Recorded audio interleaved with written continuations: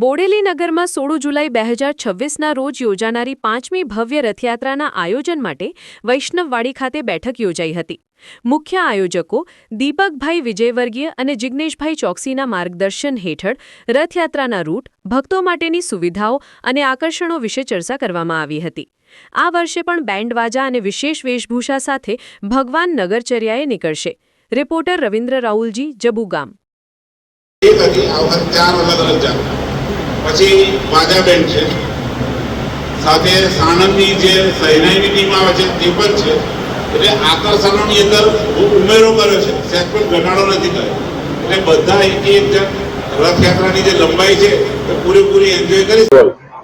જય જગન્નાથ।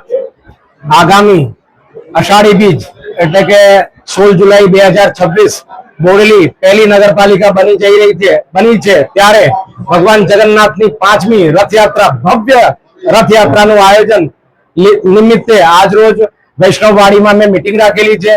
રથયાત્રાને કઈ રીતે સુગમ્ય, ખૂબ જ સરસ રીતે કઈ રીતે પાર પાડવી અને ખૂબ ઉત્સાહ બોડેલી નગરમાં ઉજવાય અને આ રથયાત્રાનો માહોલ ખૂબ આધ્યાત્મિક રીતે બને એ રીતની એક આયોજન અમે કરેલું છે। એ આયોજનમાં દરેકને પોતપોતાની જવાબદારી આપેલી છે અને જવાબદારીને અનુલક્ષીને બધા અહીંયા ગામના નગરજનો, શ્રેષ્ઠજનો જોડાયા છે અને રથયાત્રાને પૂર્ણ કઈ રીતે પાડવી એની માહિતી વિશે ચર્ચા થઈ છે। 16 જુલાઈના રોજ ભગવાન જગન્નાથની ભવ્ય રથયાત્રા બોડેલીમાં નીકળવા જઈ રહી છે। આપ સૌનું આહવાન છે કે બધા જોડાશો, આ શ્રેષ્ઠ રથયાત્રામાં પોતાને ગૌરવાન્વિત બનાવશો। જય જગન્નાથ। જય જગન્નાથ। રથયાત્રાના આકર્ષણ શું છે?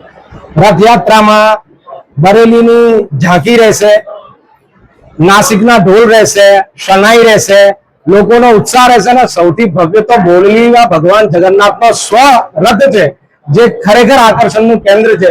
આપ સૌ એને જોતા રહીશો। પ્રસાદીનું પણ આયોજન ખોડિયાર માતાના મંદિરે રાખેલું છે, એ પણ ખૂબ સુંદર અને હાઇજીન તરીકે રાખવામાં આવે છે।